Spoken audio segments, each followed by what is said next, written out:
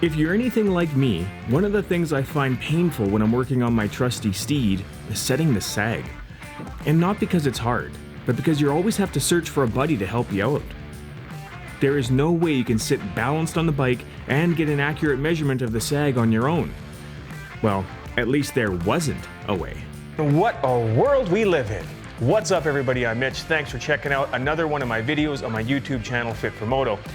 Today's video is going to make your life a whole lot easier when it comes to setting up your bike, and in particular, setting up your sag. We're going to be talking about the Motool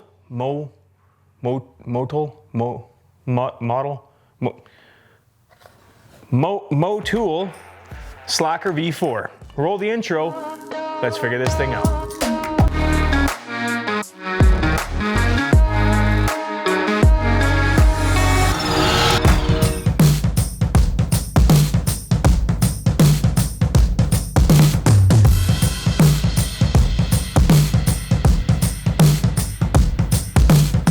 Now, if you're watching this, then you know what I mean by pain in the rear when it comes to setting your sag. Well, no more. I picked up this sag setter after seeing it online. It seemed like a great idea, but it's not overly cheap. There are a few options when you're purchasing the setup which will run different amounts of coin. You can get both the main unit and the remote display, like I've got, for $190. Or you can just get the main unit and use their free app instead of the remote unit if you want to save a few bucks. They even offer a handlebar mount for your phone. I opted to go with the main unit and the remote display unit just to see what you actually got with the whole system. First things first, out of the box, the batteries are not included, so you are going to need 4 AAAs if you get both units. It takes 2 per unit. But overall, my first impression is that it looks really easy to use and the packaging is on point. I was pretty excited.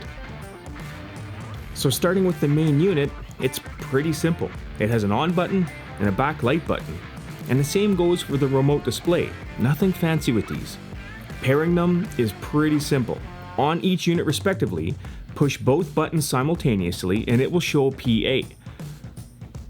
Then they automatically pair and you're ready to zero it. Now this thing is pretty simple to use, but there are a couple things that you want to keep in mind when you're setting this up and when you're using it. I'm going to be sticking particularly to dirt bikes because this thing can do mountain bikes, it can do street bikes, it'll do front forks, it'll do a bunch of stuff, but this is a kind of a dirt bike channel, so I'm going to be sticking to that. But there are a couple things that you want to keep in mind when you're setting this up and when you're using it so that you actually get really accurate results. First, the placement of the measurement will depend on which bike you're using. All bikes, except for the 2016 and newer KTM or Husky bikes, will use the same method, and the instructions are pretty easy to follow. For all the KTM and Husky bikes, the placement of the hook will be a little bit different, so make sure you refer to your owner's manual for the proper placement, or they also have it inside the instructions that came with the tool. On some bikes, the location of the sag mark is right on the plastic, but if you're not sure, just have a look at what I have, and it'll be in the same spot for a KTM or a Husky. Now it does come with a couple options on how to mount the measurement. It either has a universal mount, which can fit onto any bike and it's pretty easy to set up, or conversely, you can just drill a small hole through the plastic and it's in the exact same spot every single time. Because the universal mount, even when mounted properly, has the potential to move around just a little bit. I chose to drill a hole through the plastic, ensuring it's in the same spot every single time I check it. And it's just a tiny little hole. Now, next, once you figure out the placement of the bike, depending on which model you're running, there's a couple things that you want to keep in mind. First of all, you want to have your full set of gear on and you want to have a full tank of gas. You want to have the weight of the bike as heavy as it's going to be when you're riding it.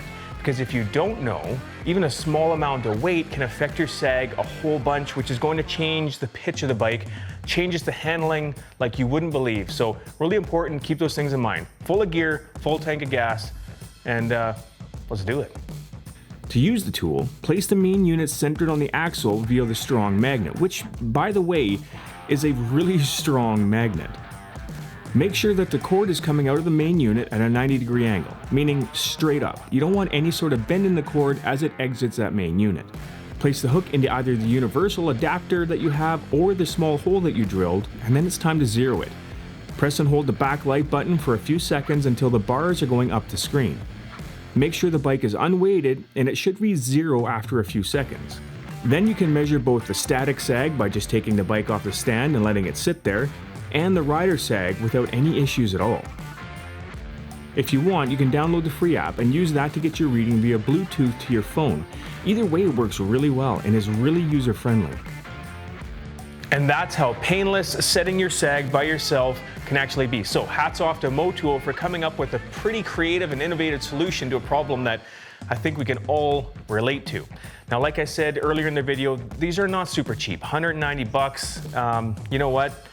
You're paying for convenience, right? If you wanted to get the $15 sag tool, which I do have a video on, that'll work just the same as well. This is just a convenient way to get it done if you're at the track by yourself or if you don't ride with buddies all the time. Personally, I don't ride with people all the time, so I find setting the sag to be a pain in the butt. This thing makes that a whole lot easier for me to do. So you know what, if you got a couple extra bucks kicking around, pick one of these things up.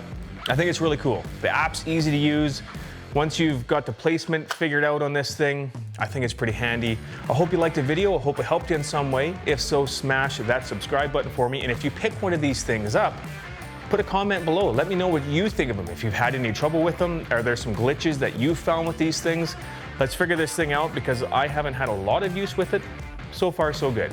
Anyway, stay safe, ride safe. We'll see you guys in the next video.